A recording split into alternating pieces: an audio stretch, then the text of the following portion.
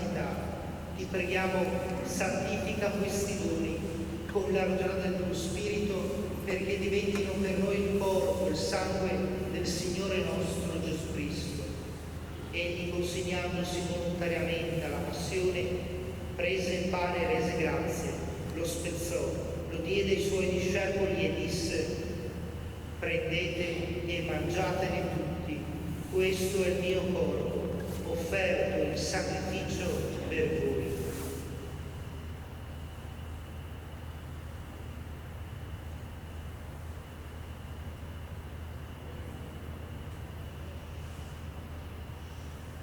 Allo stesso modo, dopo aver cenato, prese il calice, di nuovo ti rese grazie, lo diede ai suoi discepoli e disse: prendete e bevetene tutti, questo è il calice del mio sangue per la nuova ed eterna alleanza, versato per voi e per tutti in remissione dei peccati.